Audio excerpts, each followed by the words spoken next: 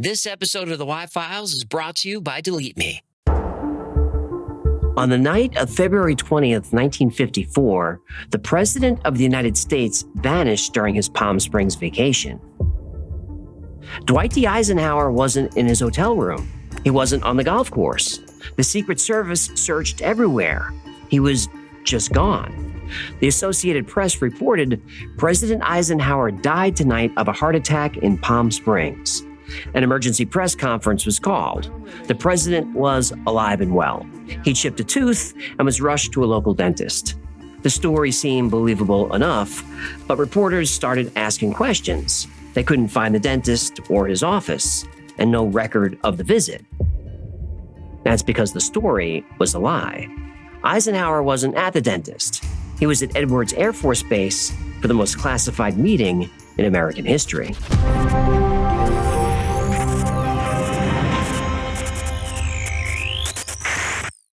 Hey, Mom!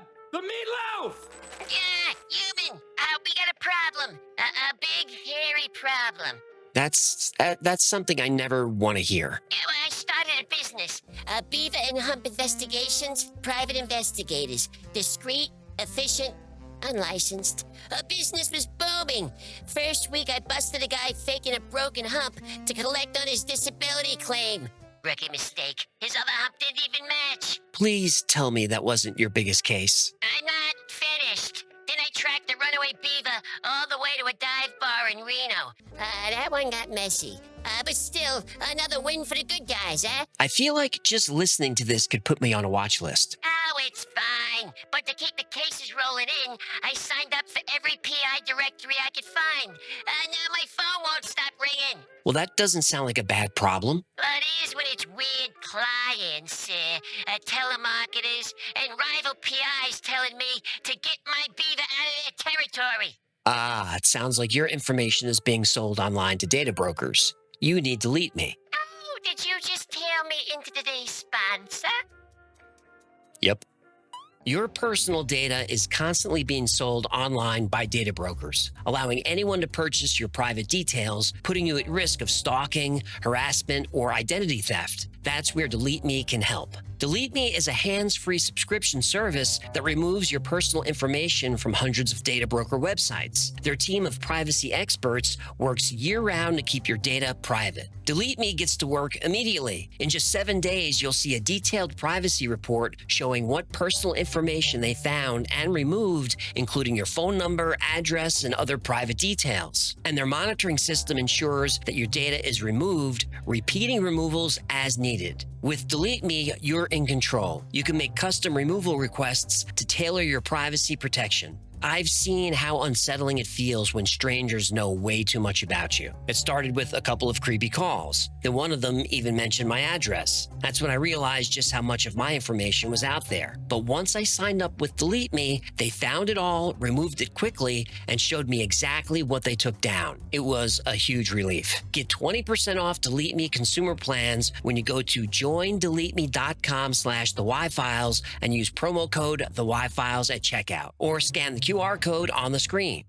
All right, human. Sign me up. If Delete Me can get these creeps off my dorsal fin, I can finally focus on my next big case. And what would that be? Investigating how a guy like you gets millions of views talking to a goldfish. Something doesn't add up. I, can't argue with that.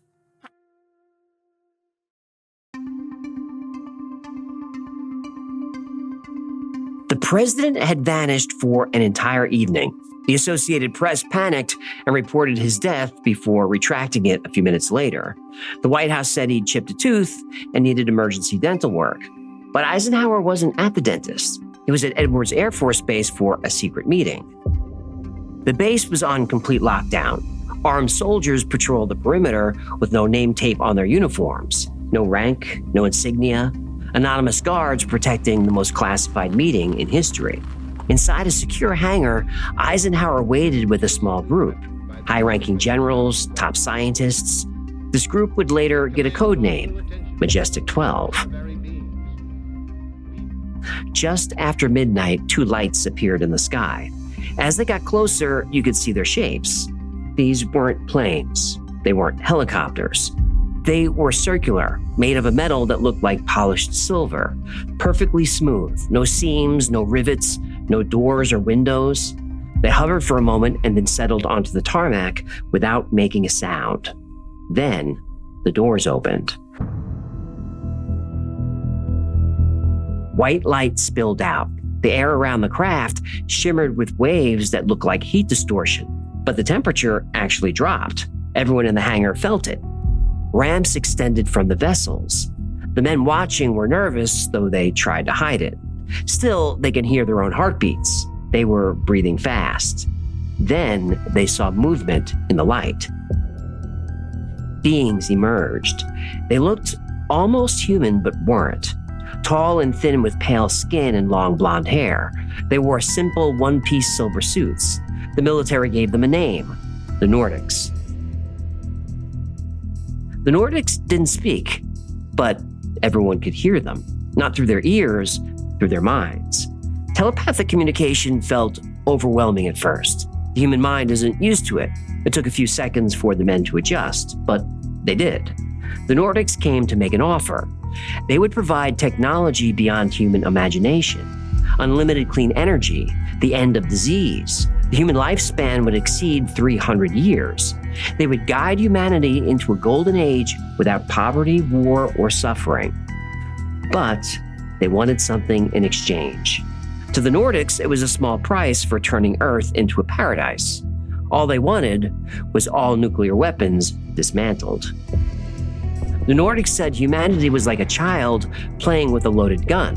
Nuclear weapons would destroy us. It was just a matter of time. But the Nordics had another message, a warning. They said another alien race was already here, a species that fed on developing worlds like parasites. The Nordics urged Eisenhower to stay away from them. This other race would also offer technology, advanced propulsion, anti-gravity, unlimited energy. But they would offer something the Nordics wouldn't: weapons. The other aliens would allow America to keep its nuclear arsenal, and all the advanced technologies would be presented as gifts. Eisenhower didn't know that the price for these gifts would be much higher than disarming. He also didn't know the gifts were a trap.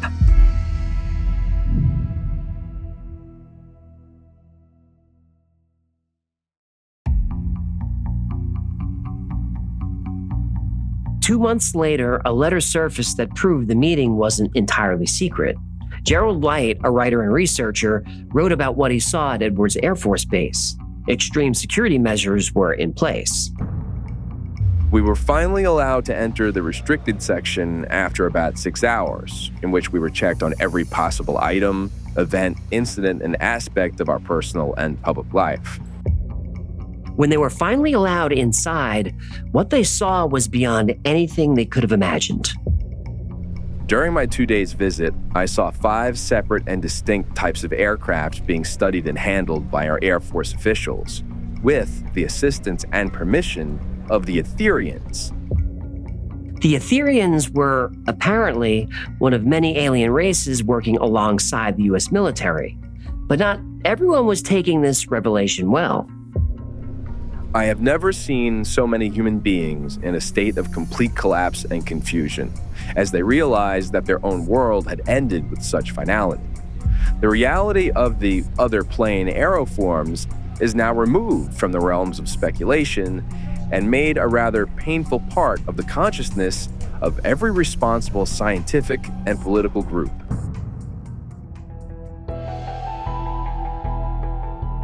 As far as Light was concerned, the speculation about UFOs and aliens was over. Witnesses were invited, the crafts were here, the issue was settled. I have no words to express my reactions. It has finally happened. It is now a matter of history. President Eisenhower will go directly to the people via radio and television. From what I could gather, an official statement to the country is being prepared for delivery about the middle of May. The announcement never came. The public was told nothing. Light wasn't the only civilian there. The delegation included people with serious credentials. Dr. Edwin Norris had been Truman's chief economic advisor. Franklin Allen worked for the Hearst newspaper empire. Cardinal McIntyre represented the Catholic Church. These weren't UFO enthusiasts or conspiracy theorists. They were establishment figures, people with reputations to protect and everything to lose by going public. Within days of Light's letter, all the civilian witnesses received visits from men in dark suits. The story was buried. Some bodies were buried. Those still alive never spoke publicly again.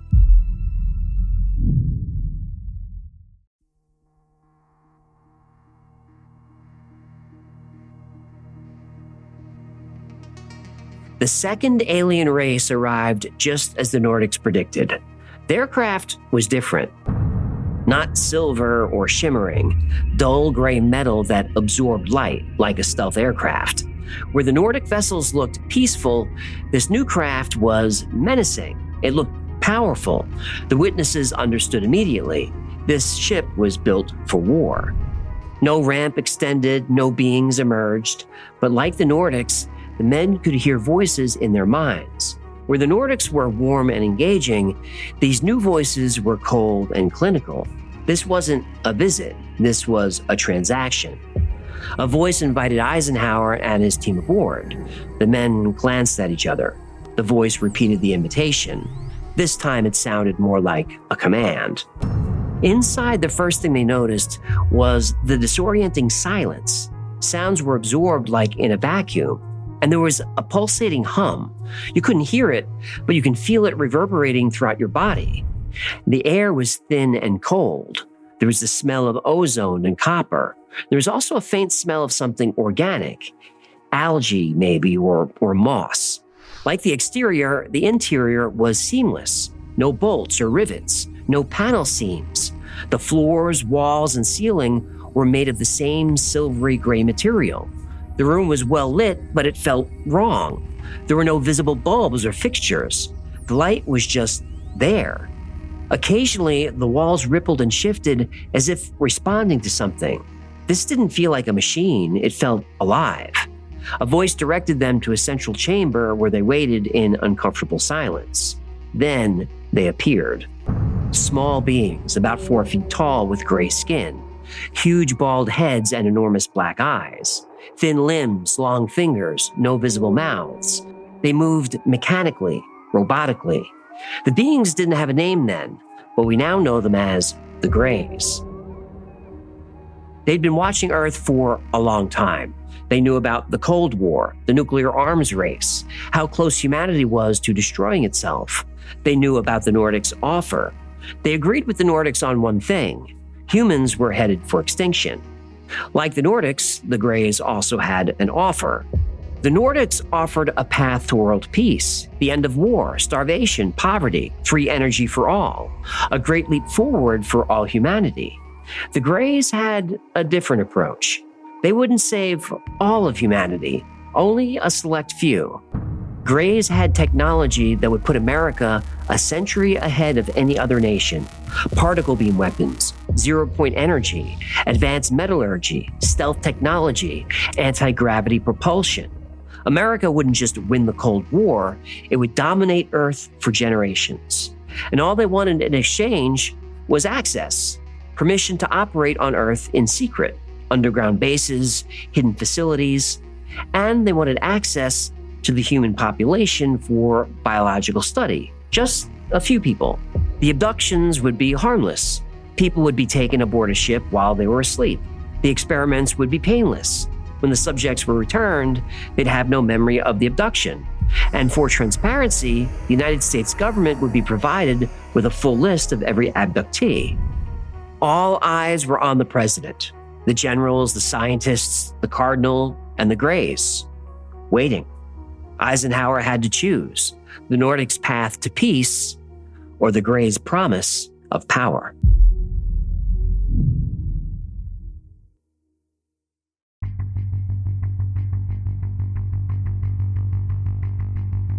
The two alien races had made their offers. The Nordics promised peace through disarming.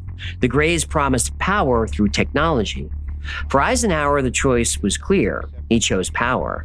The Cold War was escalating. Soviet nukes were pointed at American cities. The Nordics' offer sounded idealistic and naive. The Greys' deal promised survival. It was practical.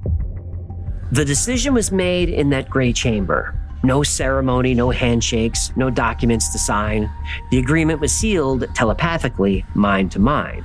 The terms were simple. The United States would get advanced technology and weapons that could end any war. The Greys would provide blueprints, materials, knowledge, and even assist human engineers. In return, the Greys could operate on Earth in secret. They were given federal land to build their own bases, deep underground, hidden from the public, hidden from Congress, hidden from future presidents, hidden from everyone except Majestic 12. The work began immediately. The Greys brought massive tunneling machines that could melt solid rock into glass. They moved silently beneath the New Mexico desert, Nevada, and Colorado. They left no trace on the surface. The tunnels went thousands of feet underground, level after level carved into the rock. Each level had a specific purpose. The upper levels were for human personnel. The middle levels were for joint operations. The lower levels were restricted, Greys only. In the mountains near Dulce, New Mexico, construction began on what would become the most classified facility on Earth. 7 levels deep, each level more restricted than the last. Level 7 was so classified that even the construction workers didn't know what they were building. The abductions also started immediately. People vanished from their cars on deserted highways, from their beds in the middle of the night. The list of names began to arrive to Majestic 12. But the numbers didn't add up. Reports suggested that for every name on the list, 10 more people went missing. And the few abductees who remembered the experience didn't describe harmless exams. They described terrifying, painful procedures.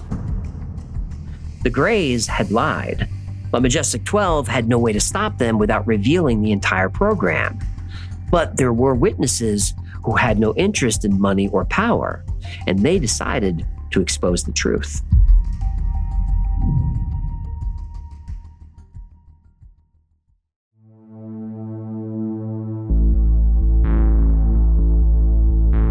The Greada Treaty promised America technological supremacy in exchange for allowing alien research on human subjects. The deal was simple: limited abductions, harmless experiments, full disclosure, regular reports. But by the late 1970s, it was clear the Greys weren't keeping their end of the bargain. Now, sure, they were sharing technology. Within a decade of the treaty, computers shrank from room-sized monsters to desktop machines. Fiber optics appeared out of nowhere. Stealth aircraft could vanish from radar. Materials that returned to their original shape after being crumpled, just like witnesses described from Roswell.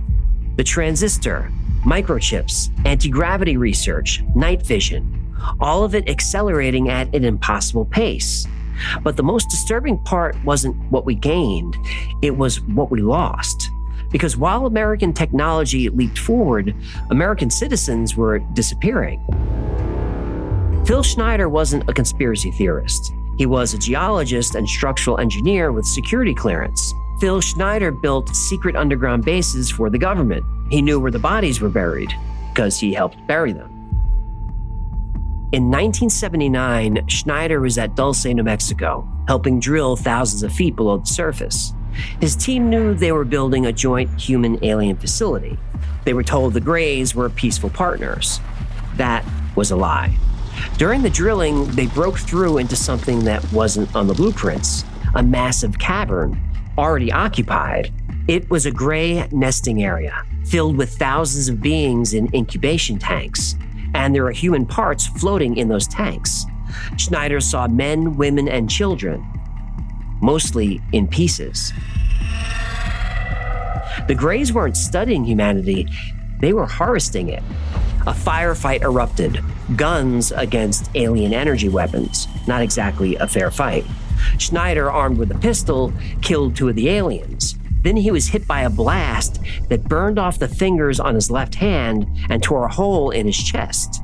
A Green Beret pushed Snyder back onto the elevator shaft, hit the button to send him to the surface, then stayed behind. In the battle, 66 humans died, only 3 survived. Phil Snyder was one of them. William Cooper was former naval intelligence. He saw the documents. He saw the treaty. Cooper knew about Project Sigma, how astronomers in 1953 discovered large objects in space moving toward Earth, objects that could only be spaceships. Cooper knew about the underground bases, the technology exchange, the cover-up, but he also knew something Snyder didn't. The treaty wasn't just about secret facilities. In February 1955, about 300 people witnessed something at Holloman Air Force Base. Air Force One landed and taxied onto the end of the runway. The pilot instructed the tower to turn off all radar. Then 3 round objects appeared in the sky. One landed 200 feet from the president's plane. Another hovered overhead like a sentinel. The third vanished from sight. Witnesses watched a man descend from Air Force One. No hat, clearly visible. Everyone recognized him as President Eisenhower. They watched him shake hands with beings at the door of the craft. Then he entered their ship. This wasn't secret. This was witnessed by hundreds, and still nobody talked. But Phil Snyder and William Cooper did. Both men made public statements that their lives were in danger. Both said they were being threatened. Both predicted they would soon be found dead. Both men were right.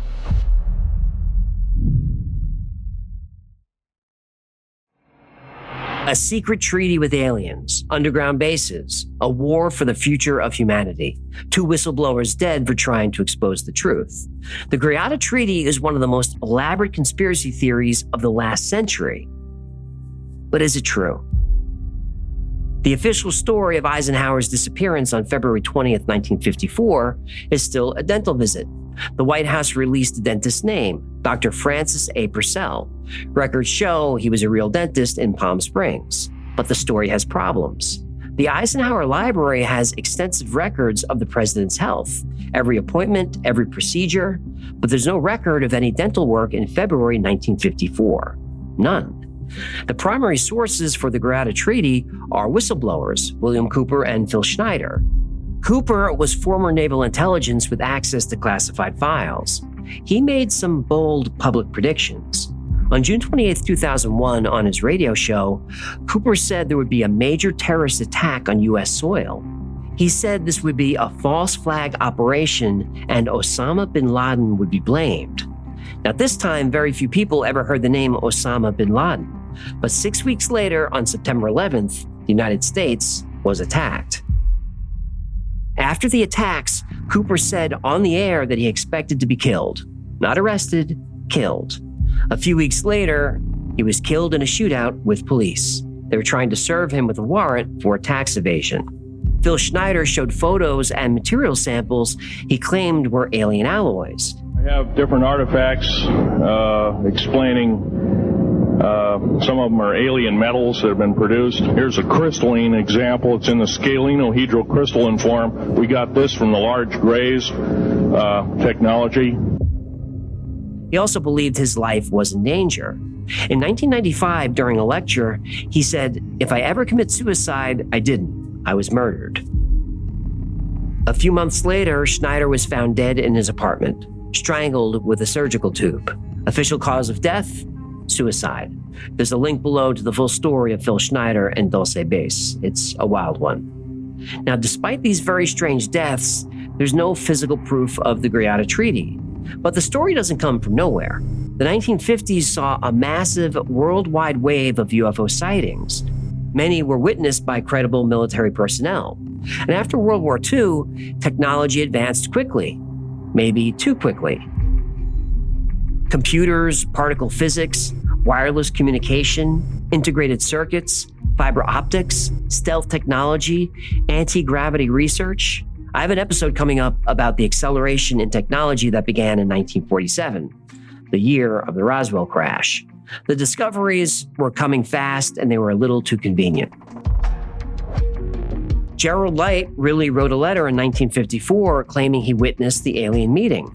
He described seeing multiple alien craft and different species. He named other witnesses, Cardinal McIntyre, Franklin Allen, Dr. Edwin Nurse. Now, Dr. Nurse is interesting. He was an advisor to President Truman at the time, but before that, he was a key figure from the Brookings Institution. Just a few years after the Greada meeting, the Brookings Institution released the Brookings Report. The report covers a broad range of topics related to space exploration and its potential effects on society. But one section, only a few paragraphs long, has become infamous. The report says that discovering intelligent extraterrestrial life could cause major social upheaval. Now, you might have heard this is a classified report that claims aliens exist and instructed NASA to suppress this information. None of that is true. But the report did raise a question that if aliens were discovered, the implications of disclosure should be considered carefully. And then there's Eisenhower. In his farewell address to the nation in 1961, his final warning wasn't about the Soviets. It was about a threat from within. He warned of the growing, unchecked power of a military-industrial complex, a shadow government of unelected officials and defense contractors. Eisenhower was 100% right about that. We recognize the imperative need for this development, yet we must not fail to comprehend its grave implications. Our toil, resources, and livelihood are all involved. So is the very structure of our society. In the councils of government, we must guard against the acquisition of unwarranted influence, whether sought or unsought, by the military-industrial complex. The potential for the disastrous rise of misplaced power exists and will persist. So is this a president's parting wisdom, or was it a confession, or a final desperate warning about the deal he made and regretted? Now, I don't know if the story of the Greada Treaty is true, but the story's observation of human nature is absolutely true. We were offered two paths, one of enlightenment and one of power. We chose power. And if given the same offer today, we'd make the same choice. Now, I wish the human race was ready for an awakening that would end violence and war and starvation and poverty and all of that. And I believe one day we'll get there. But that day is not today. The world is a dangerous place and always has been. The Nordics offered peace only after we disarmed. That's a big risk to take when the Soviets were armed to the teeth. And what if the Nordics were lying? They were a bigger threat than the Soviets. So how do we know we can trust them? Think of it this way. You're in a room with a stranger. You both have guns pointed at each other. The stranger says, "I promise I won't shoot, but you have to give me your gun first." Now, you want to believe him, but you don't know him. So now the choice is yours. Trust the stranger and risk your own survival, or squeeze and guarantee it. Be honest. Which would you choose?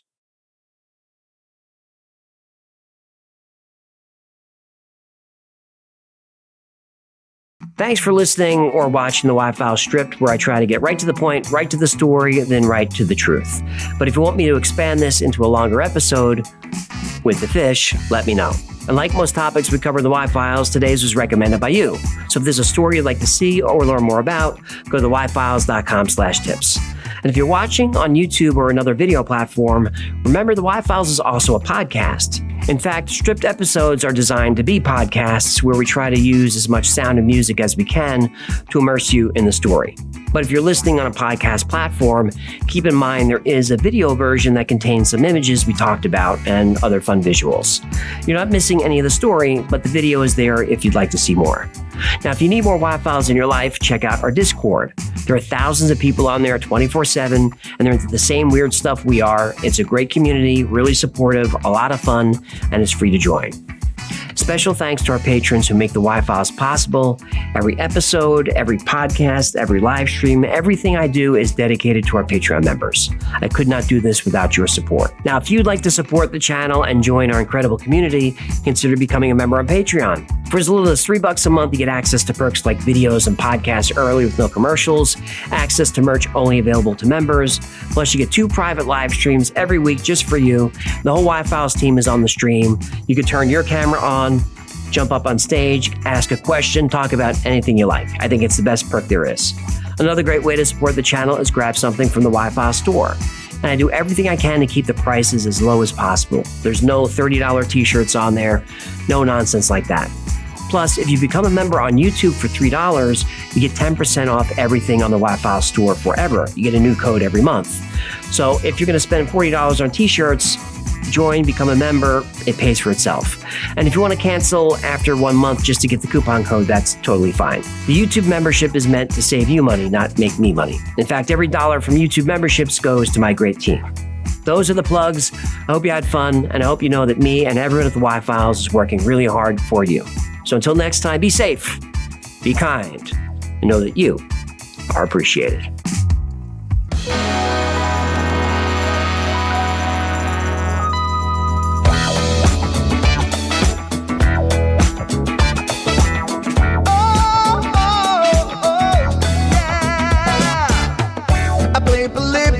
In Area 51, a secret code inside the Bible said I would. I love my UFOs and paranormal fun, as well as music, so I'm singing it like I should. But then another conspiracy theory becomes the truth, my friends, and it never ends. No, it never ends.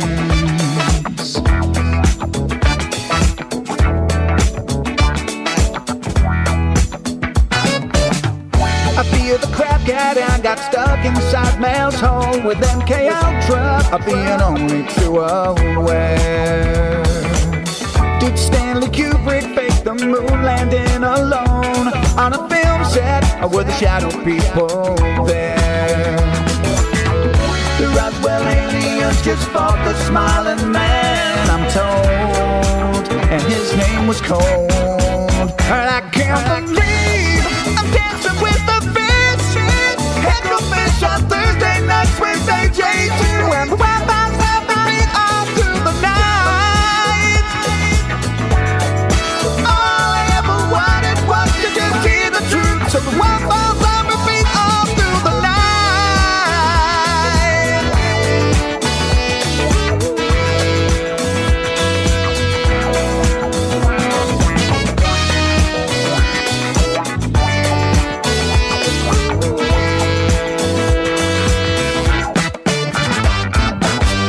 The Mothman sightings and the solar storm still come to Agatha, the secret city underground. Mysterious number stations, planet Earth 02, Project Stargate, and what the Dark Watchers found. We're in a simulation, don't you worry though. The Black Knight satellite, it told me so. I can't believe I'm dancing with the fishes. Headfish on Thursday nights, Wednesday J2, and the Wi-Fi's on repeat all through the night. All I ever wanted was to just hear the truth, so the Wi-Fi's on repeat all through the night.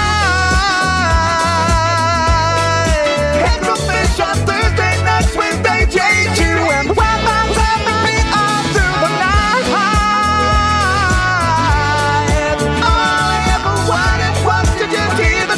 So the Wi-Fi's on repeat all through the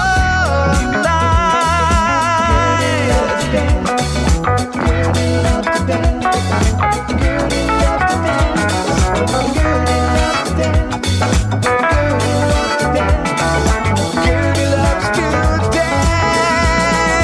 Gertie loves to dance on the dance floor because she is a camel, and camels love to dance when the feeling is right. Always in time.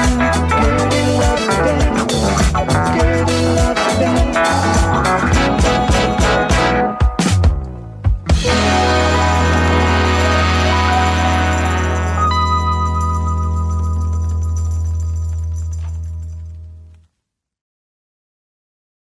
Hello? Hey, human!